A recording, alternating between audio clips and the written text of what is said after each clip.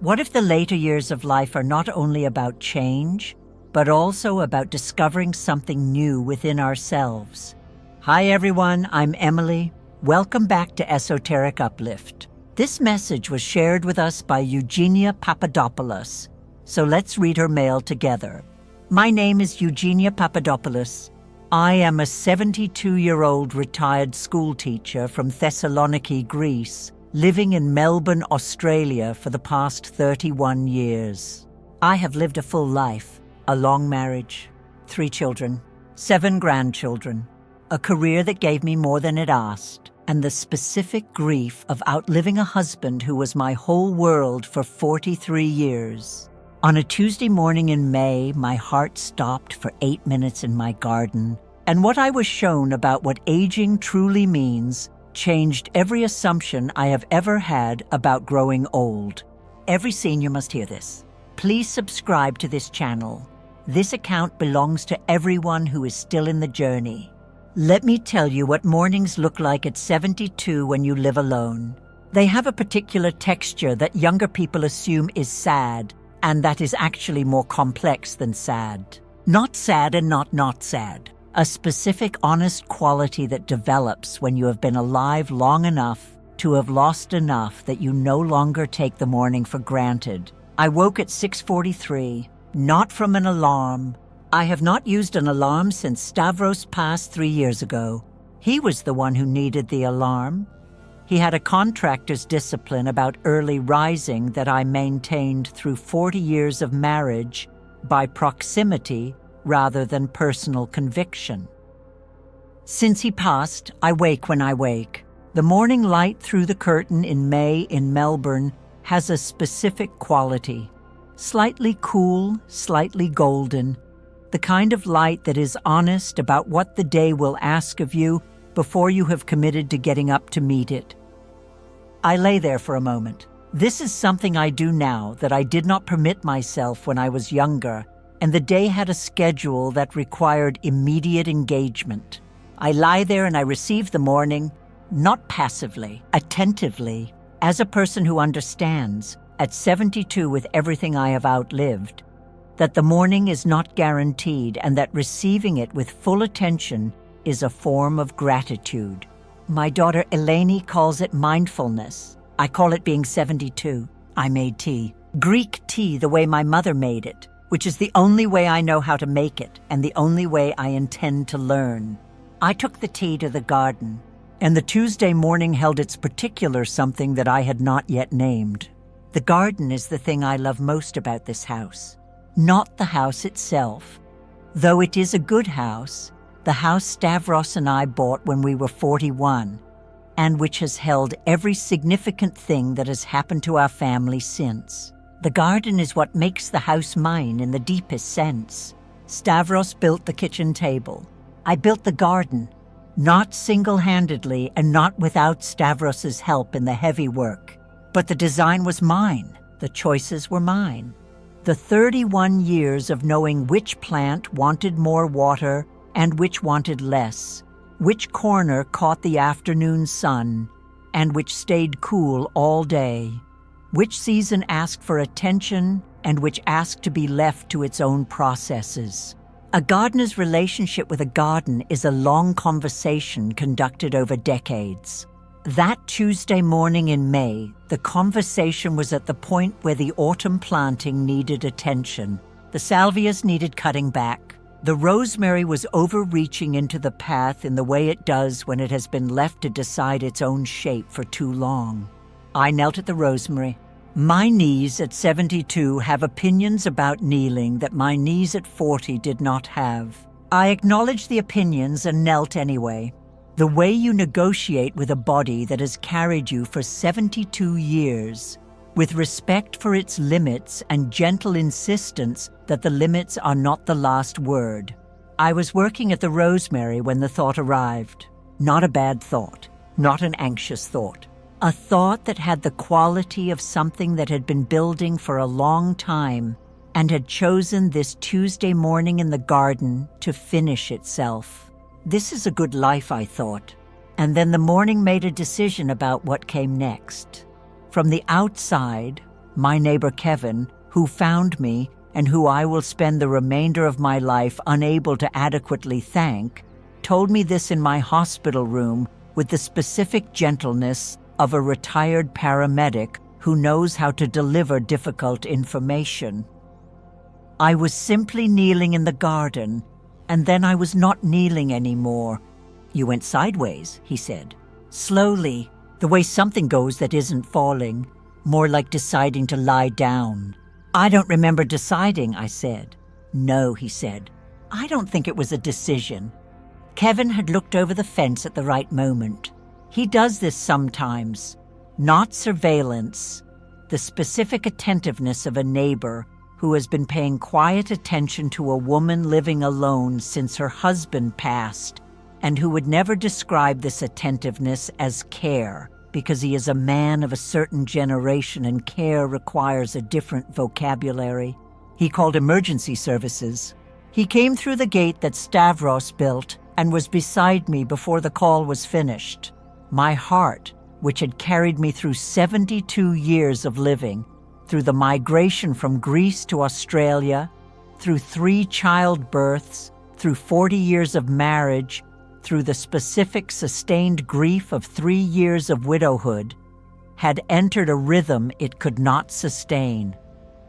8 minutes. From my side of those 8 minutes, the garden, the rosemary, the May morning, the thought about the good life, released me gently, the way a garden releases something at the end of its season. Not violently, with the specific completion of something that has done what it came to do and is now doing something else, something larger. I need to tell you what arrival felt like through the specific lens of a 72-year-old woman, not a young person's arrival, not the arrival of someone who still has most of their life ahead of them and for whom eternity is primarily a theological concept rather than an approaching reality. The arrival of a woman who has been moving toward this place for 7 decades and who recognized it immediately, completely, as the destination that every significant moment of her life had been oriented toward without her having full knowledge of it. Like reaching the coast after a journey inland. You have never been there. You knew it was there, and when you arrive, the smell of the salt and the sound of the water confirms something your body already knew from the direction you had always been traveling. Oh, I said, it is the same word everyone says. I understand why. It is the only word that carries enough of the experience without adding anything the experience did not give. Oh, I said, this is what the living was for. Not the destination instead of the living. The living was not preliminary. It was not a waiting room. Every decade of it, including and especially the difficult decades, the grief years, the years of limitation and loss, and the specific loneliness that comes after a long marriage ends. All of it was this, was part of this, was arriving slowly and through every possible experience at this. 72 years came the understanding from everything around me. Not a voice yet. The place itself confirming what I felt was preparation, I said. Was participation, it corrected. You were not preparing for this. You were already inside it, learning its full dimensions. He arrived with every decade of my life already held, not reviewed, not tallied, held the way you hold a garden you have tended for 30 years, with knowledge so intimate it has become love and loss simultaneously. Every plant, every season, every decision about what to keep and what to let go. He held my 72 years with that quality. You know who this is, he said. Yes, I said. And the yes came from the specific place in a 72-year-old woman's heart where the belief of a lifetime has been stored through the years when it was easy and the years when it was not. Yes, I said. Eugenia, he said. My name, in the way it had not been said since Stavros last said it, with the specific quality of being known by someone to whom your name is not a label, but a recognition. Every decade, he said. The young ones, he said. When Greece was home and the future was enormous. Yes, I said. The migration years, he said. When everything familiar was behind you and everything ahead was uncertain. Yes, I said. The building years, he said. Marriage and children and career and the specific fullness of a life that is carrying everything simultaneously. Yes, I said. The grief years, he said. I felt that land. Yes, I said quietly. I was in everyone, he said. Not watching from a distance, present. In the specific way that love is present. Not intervening in everything, not controlling the outcome, but never absent. I wondered sometimes, I said. I know, he said. You never left, I said. Not for a moment, he confirmed. Now, he said, let me show you what aging actually is. Before the revelations, he said something. I want to share it exactly, because it is the thing I come back to on the mornings that are hard. The mornings when the knees have more opinions than usual, and the house is quiet, and the garden is asking for attention that the body is slow to provide.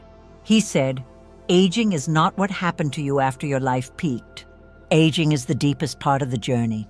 The part most people spend their earlier years being afraid of and therefore miss the meaning of entirely. I was afraid of it, I said. Tell me what you were afraid of, he said. Becoming less, I said. Becoming diminished. The gradual reduction of what I could do and be until what remained was not a life, but a waiting. That is the story your culture told you about aging, he said. Yes, I said. Is it the story you actually lived? He asked. I thought about it honestly. No, I said slowly. Tell me what you actually lived, he said. I lived something that got harder in certain ways, I said. The body, yes. The losses. Stavros. Friends who went before. The specific grief of outliving people who were part of how you understood yourself. And at the same time, he pressed. Something got deeper, I said. More essential. Like the things that had always been important were always important, and the things I had spent decades treating as important were revealed one by one to not be the point. That is not diminishment, he said. No, I said. Understanding arriving. That is refinement, he confirmed. The most significant refinement of a human life, he said, happens in its final decades. Not its earlier ones, I said. The earlier ones, he confirmed, were preparation for this. Show me what aging is, I said. From where you are standing, not from inside the fear of it, I said, from the truth of it. He showed me. What he showed me was not a medical process or a biological trajectory. He showed me aging as a spiritual architecture, the specific design of a human life that ensures the most important growth occurs in the stages that the culture most consistently dismisses. The culture has it backwards, I said, watching what he showed me. In almost every particular, he confirmed. It values the ascending curve, I said, the years of accumulation, of achievement, of physical capacity and social visibility, and treats the later stages, he confirmed, as the descending curve, as the cost of the ascent, when they are actually the purpose of the ascent, I said. Yes, he confirmed. The earlier years, he said, build the person. They accumulate experience, develop capacity, forge character through the specific difficulties of building a life. And then, I said.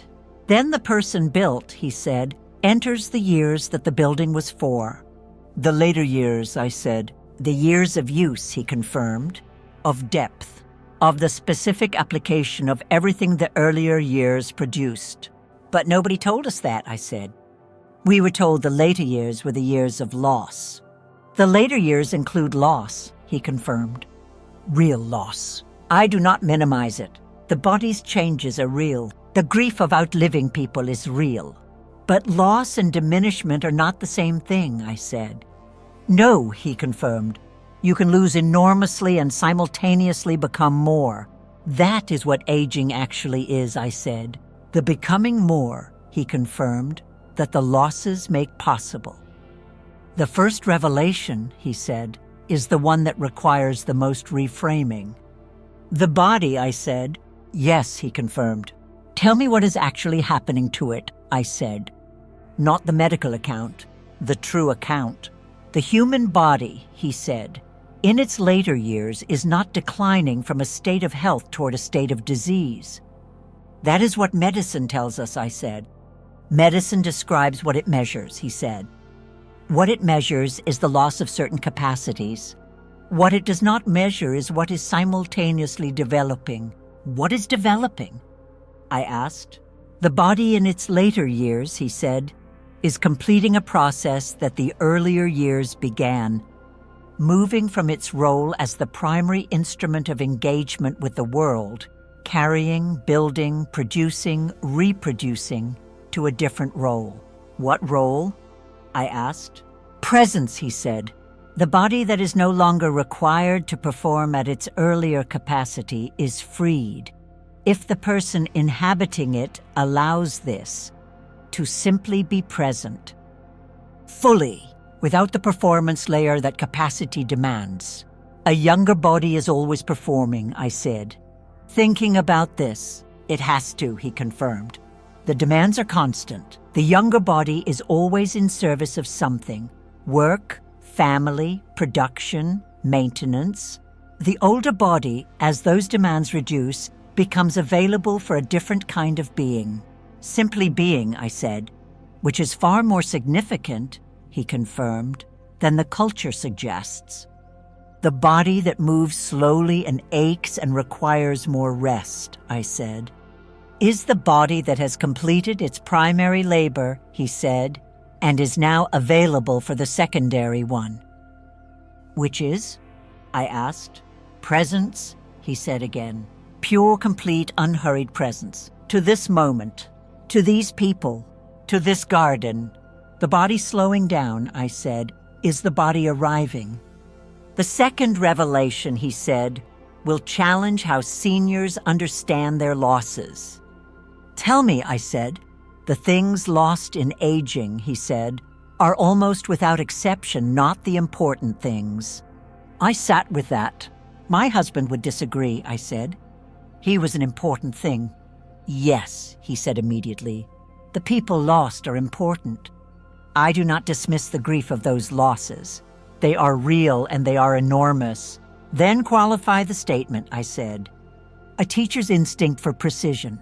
The capacities lost, he said. The physical abilities, the speed, the specific kind of energy that youth has and that age does not. The social visibility, the professional relevance, the body that moved without consulting the knees. Those losses feel enormous from inside them, I said. I know, he confirmed, because you were told your whole life that those capacities were your value. And losing them, I said, felt like losing my value. Yes, he confirmed. That is the most consistent lie aging tells, that the loss of capacity is the loss of worth. Is it not? I asked. What remained, he said, after every capacity was reduced? What was in you at 72 that was not in you at 22? I thought honestly. Patience, I said. Real patience. Not performed patience. The patience of someone who has outlived their own urgency. What else? He said. Discernment, I said. The ability to tell what actually matters from what only appears to matter. What else? He said. The specific knowledge, I said slowly, of what love actually requires. Not the romantic version. The sustained, daily, unglamorous, faithful version. None of those, he said, were present at 22. No, I confirmed. Are those important things? He asked. The most important things, I said. And aging, he said, produced every one of them. The third revelation, he said, is the one I needed to hear most. Tell me, I said. Loneliness, he said. I recognized the territory immediately. The specific loneliness of old age, he said. The house that holds memory and absence simultaneously. The meals prepared for one. The conversation that used to fill the evenings, now replaced by the television that is on, because silence at certain hours is too specific. You know it, I said. I know yours, he said, specifically. Then tell me its purpose, I said. Because I have been assuming it had none. The loneliness of old age, he said, is not the absence of what used to be. What is it? I asked. It is the specific condition, he said, that creates the deepest interior space available to a human being. Pain is space, I said. Loneliness is clearing, he corrected. The clearing that happens when the people and the roles and the activities that previously occupied your interior have reduced, not because you are less, but because you are being prepared for a different kind of fullness. What fullness? I asked. The specific fullness, he said, of a person who has stopped being defined by their relationships and their roles and has become available, fully, genuinely available, to the present moment. To the garden, to the grandchild in the room, to the prayer that finally has space to be heard. The busyness was filling space that the prayer needed, I said. The relationships were defining something that only becomes visible when the definitions are removed, he confirmed. Who you actually are, I said, underneath all of it. The loneliness, he said, is the clearing that reveals that. And most seniors experience it as only loss, I said, because nobody told them what it was doing, he confirmed. The fourth revelation, he said, is the one seniors most consistently fail to honor in themselves. Tell me, I said, what the old already have, he said, that the young cannot have regardless of their intelligence or their ambition or their spiritual practice. What do we have? I asked. Time-verified truth, he said. I paused at that phrase. Explain it precisely, I said. There are things, he said, that can only be known through the long passage of time. Not learned, known, the difference between a truth that has been understood intellectually and a truth that has been tested against 30, 40, 50 years of actual living and has held. The truth that survived, I said. Yes, he confirmed. The understanding that arrives not from a book or a teacher or a spiritual experience, but from having lived long enough to watch what actually matters and what does not. To watch what relationships can survive and what they cannot. To watch what the body can endure and what it cannot. To watch what grief does to a person over years rather than weeks. We know things the young are still accumulating the evidence for, I said. And the culture, he said, asks you to be quiet about it. Not explicitly, I said. No, he confirmed, by making the rooms where seniors gather peripheral rather than central, by treating the wisdom of age as quaint rather than essential, by building a world that optimizes for speed and innovation and treats the slow-gain knowledge of decades as obsolete. And we accepted that, I said. Too many of you did, he confirmed. The fourth revelation, he said, is that the time-verified truth you carry is among the most valuable things on Earth right now.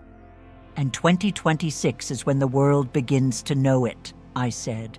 Yes, he replied. The demand for what you have is rising.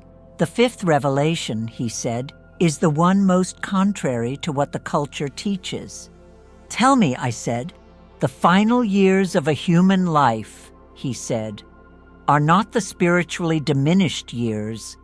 They are not the years when the spiritual life is winding down toward conclusion. They feel that way, I said. From inside them, the prayers that used to come easily arrive more slowly. The certainties of earlier faith have been weathered by the experiences that didn't cooperate with the certainties. Yes, he confirmed. The faith of old age is not the faith of youth. It is less confident, I said. It is less performed, he corrected, which is not the same thing. The faith of youth is frequently built on the confidence of a person who has not yet been tested significantly. who believes because believing has not yet cost them anything they could not afford. The faith of old age has survived things, I said. The faith of old age, he confirmed, is the faith of a person who has continued to believe through decades of testing, through losses that challenged the framework, through prayers that appeared unanswered, through the specific silence of God in the hardest years. And still here, I said. Still here, he confirmed, which is a completely different quality of faith. Not more confident, I said. More real, he confirmed. The faith that has been tested and survived testing.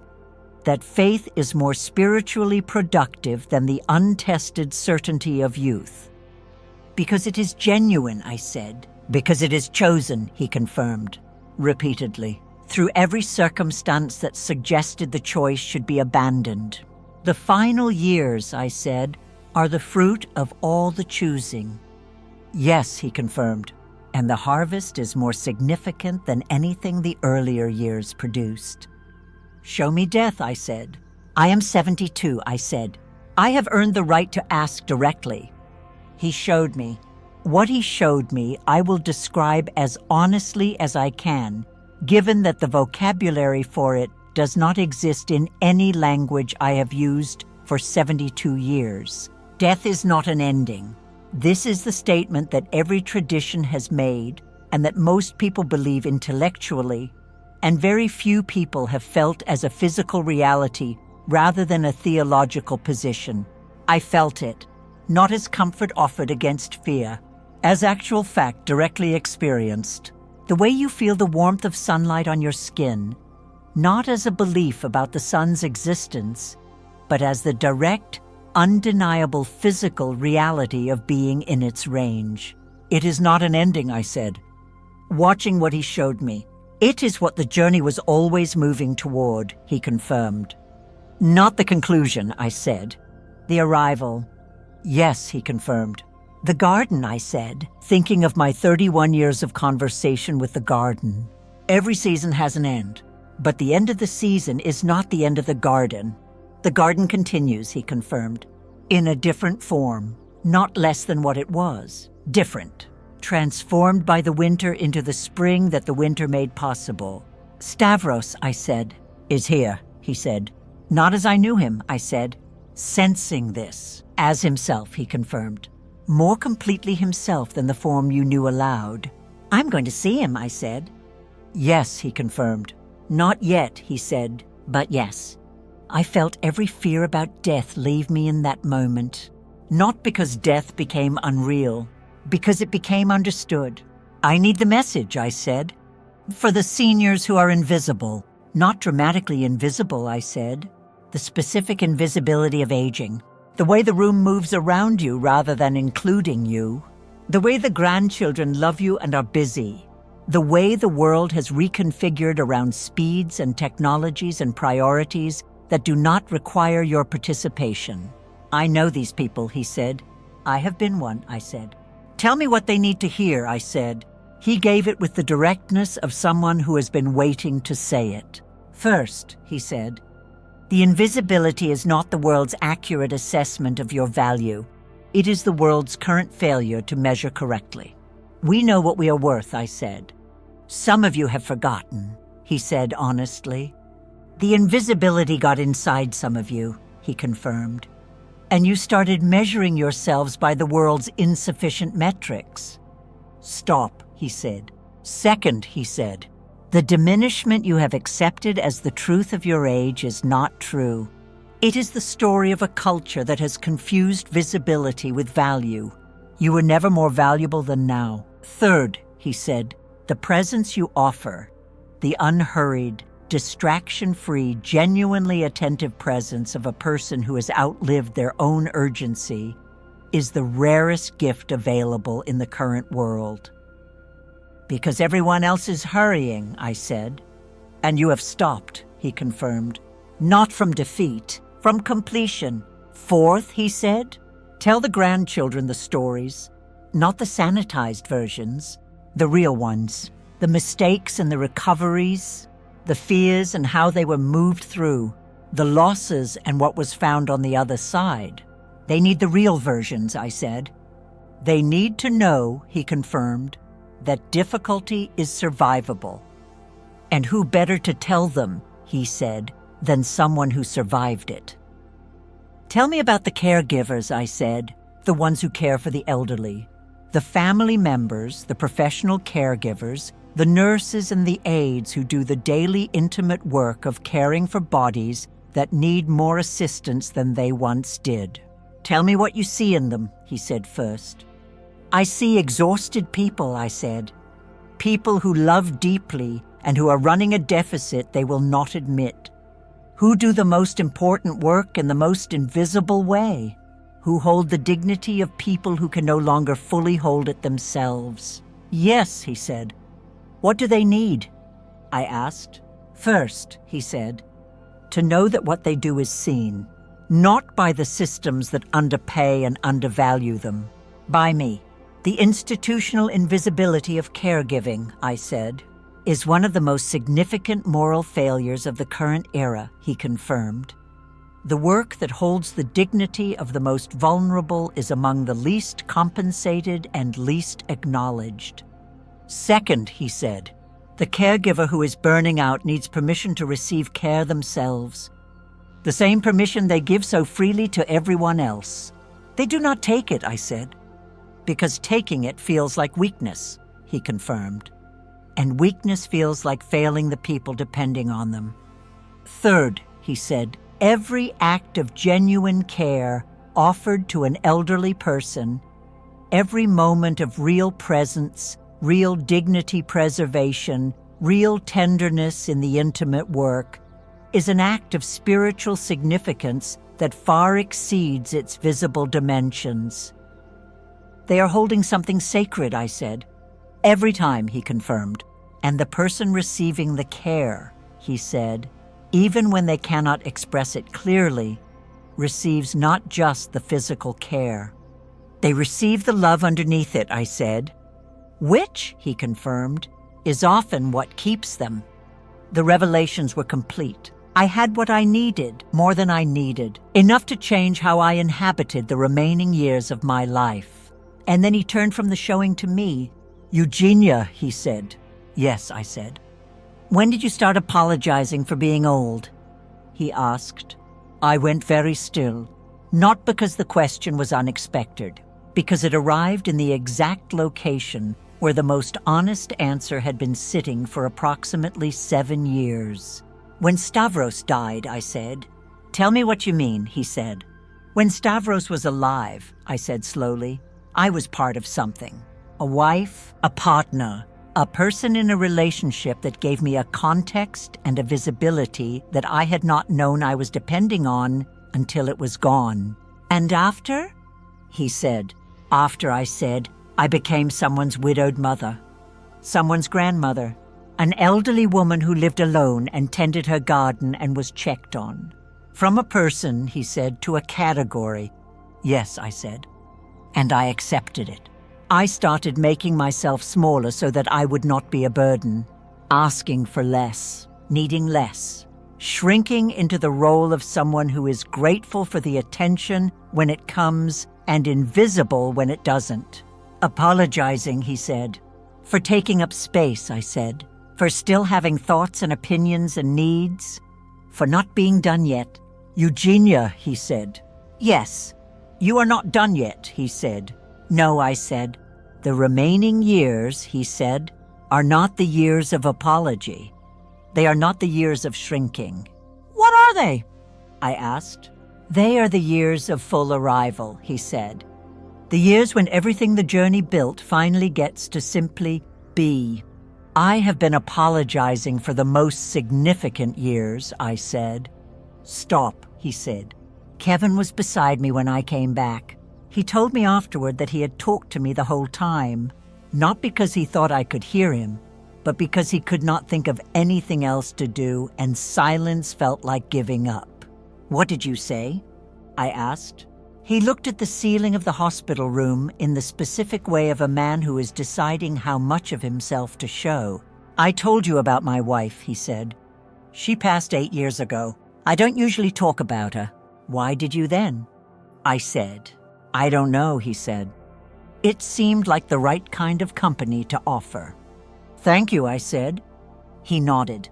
The way men of a certain generation accept gratitude, briefly moving past it, because the dwelling in it is too much. You were 8 minutes, he said.